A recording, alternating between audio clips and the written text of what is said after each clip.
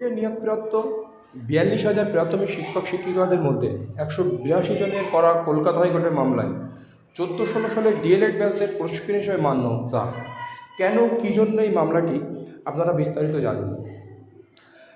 দেখা যায় যে ২০১৪ সালে যখন নিয়োগ প্রক্রিয়া চলছে, তখন ২০১৪-১৬ ব্যাচ তখন ডিএলএড প্রক্রিয়া চলছে, কিন্তু দেখা যায় এই ১৪-১৬ ব্যাচের কিছুজন ক্যান্ডিডেট নন ট্রেনার হিসাবে ১৮২ জন ক্যান্ডিডেট নন ট্রেনার হিসাবে অটোমেটিক্যালি চাকরিটা পেয়ে যায়।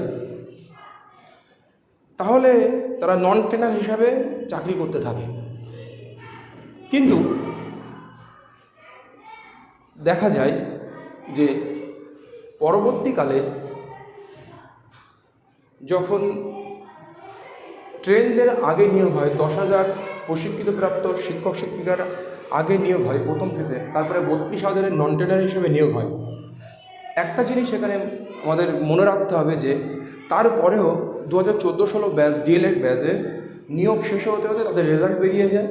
তো তাদের প্রশ্ন ছিল যে আমরা তো রেজাল্ট শেষ করে ফেলেছি, সব শেষ করে ফেলেছি, তো তারা কোর্ট কেস করে। কোর্ট কেসের মধ্যে দিয়ে ২০১৪-১৬ ব্যাচের কিছু ট্রেন ক্যান্ডিডেট আবার নতুন করে ইন্টারভিউতে ডাক দেওয়া হয়, তারা টেট পাস করা হয়, টেট পাস ছিল, কিন্তু তাদের ইন্টারভিউতে পরবর্তীকালে আবার ডাকা হয়।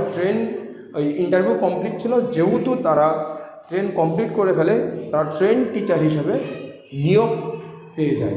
তাহলে একই ২০১৪-১৬ ব্যাচের কিছুজন নন ট্রেনার হিসেবে চাকরি পাওয়ার বলে তারা ট্রেন হিসেবে গণ্য হয়নি, কিন্তু ট্রেনিং কমপ্লিট করার পরে তাদেরকে ডাকা হয়েছিল কোর্ট কেসের মধ্য দিয়ে। সেহেতু একই ব্যাচের দুটো দল, একটা নন ট্রেন আর একটা ট্রেন। এখন ৩২,০০০ চাকরি বাতিল হলে ১৪-১৬ ব্যাচ বলতে থাকে যে আমাদের কেন চাকরি, আমরা ৩২,০০০ চাকরি বাতিলের মধ্যে পড়ে যাব, কারণ আমাদের এই ১৪-১৬ ব্যাচের অনেকেই আছে যারা ট্রেন হিসাবে, আমরা ১৪-১৬ ব্যাচ হয়ে কেন নন ট্রেন হিসাবে থাকব।